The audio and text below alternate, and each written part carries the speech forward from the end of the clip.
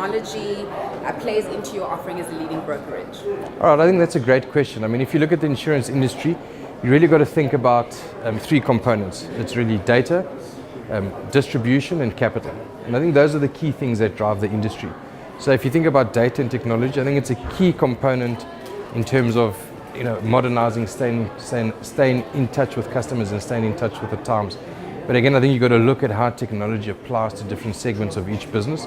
So from our perspective, if we think about our different client segments, the more you go from a retail perspective, the more you have to think about embedding technology into your business so that technology really becomes the way customers interact with you. That's what's happening at the moment. But I think when you talk about more sophisticated clients, larger corporates, larger organizations, I think technology then becomes a bit of an enabler. It's something you need to build into your business to try to give smooth and efficient service to your customer, but it's not really going to be a component of your value proposition. Your value proposition is going to be your knowledge, your intellectual property, your distribution footprint around the world, and that's some of the values that a brokerage can add, and that's why we look at it from two perspectives, from the technology side and the knowledge side that we can bring to the business. Please, can you give me your thoughts on the rest of Africa? So the rest of Africa, I think from an insurance perspective, you've got to look at it, it's very different to South Africa. Again, a lot of the African continent, the economies might be of different size than ours, and I think there's a strong trend in terms of, let's say, nationalization or protection of the local industries. So again, the regulations are very specific. They're trying to build up their own economies. They're trying to build up their own insurance sector. And I think that's great for the country. I think it makes sense in terms of building up the strength of those insurers, putting knowledge and retaining knowledge in the country. But again, I think it brings with it its own challenges. So if you think about a large company, to try to create if they're in 10 African countries or 20 African countries, that regulation also hinders trying to put together a big global insurance program.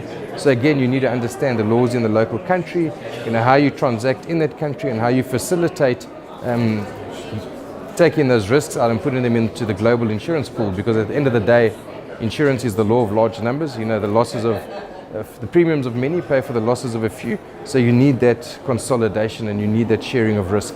And that's one of the challenges if you're just stuck in a particular country. It becomes hard to do. And finally, can you talk to us about any regions of interest for you?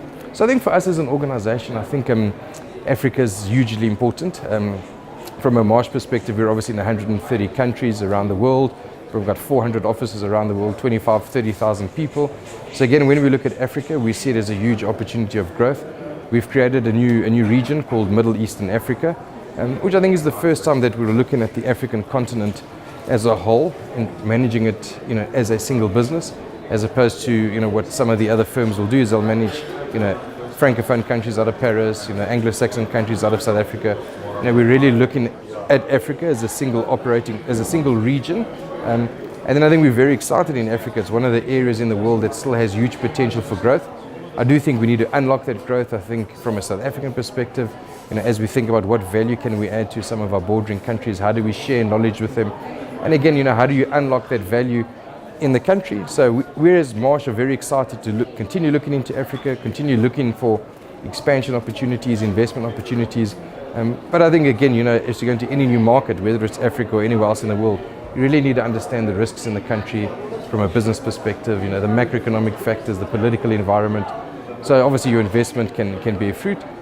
But I think we're very excited about Africa and still continually focusing in terms of our investment into the continent.